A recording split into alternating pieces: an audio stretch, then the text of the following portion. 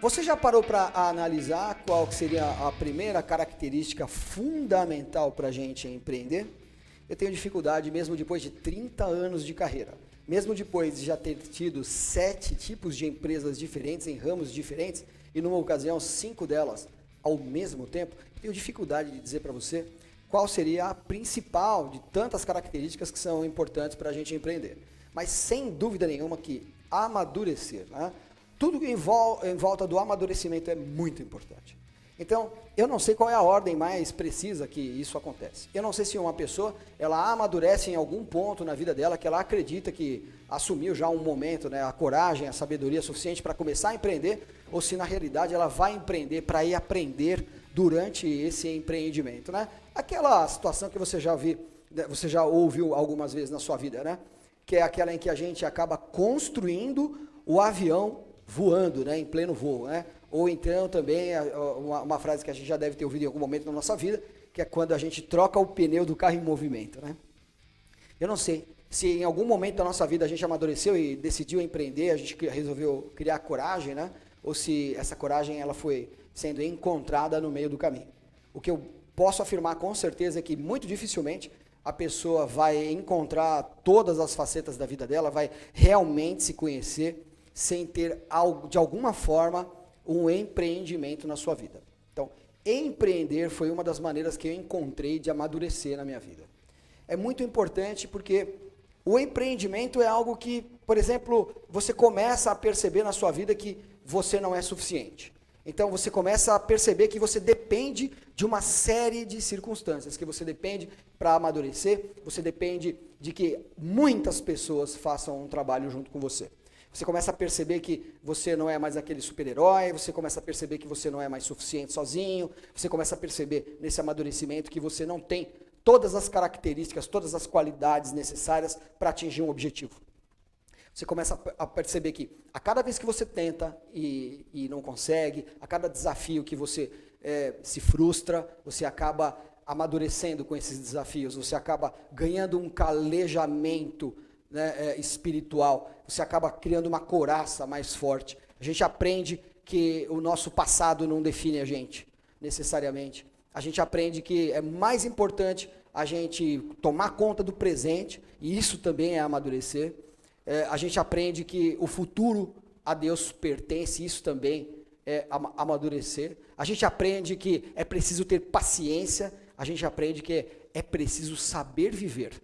A gente aprende que é preciso ter paciência com os defeitos alheios, com as características que nós entendemos negativas alheias, e a gente aprende também a perdoar. A gente aprende a aceitar, a gente aprende a primeiramente se perdoar e entender que a cada desafio que a gente se frustrou, ele começa a encolher mais a nossa mola, né?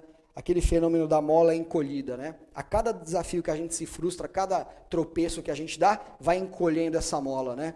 A cada objetivo não alcançado, a cada mentira que contaram pra gente, a cada traição que a gente sofre, a gente vai encolhendo essa mola e chega um momento que não tem mais como encolher e aí ela só tem agora a expansão. Essa expansão, ela tem um nome de maturidade, de amadurecimento, quando a gente se transforma naquela mola que não está mais encolhida, né? Mais do que procurar a nossa melhor versão, a gente vai procurar a nossa versão real. Amadurecer também é descobrir que a gente não pode tudo, por exemplo. Amadurecer é descobrir que a gente tem os nossos talentos e que a gente, na realidade, precisa somar esses talentos com os demais talentos. A noção de completude, né? A gente se complementar com as pessoas, é uma noção muito importante do amadurecimento. Faz parte do amadurecimento a nossa espiritualidade, faz parte do amadurecimento a gente acreditar que a gente não pode fazer nada pelo futuro, né? Que a gente só pode fazer pelo hoje. Eu sempre costumo dizer para as pessoas que existem 3 níveis de perdão.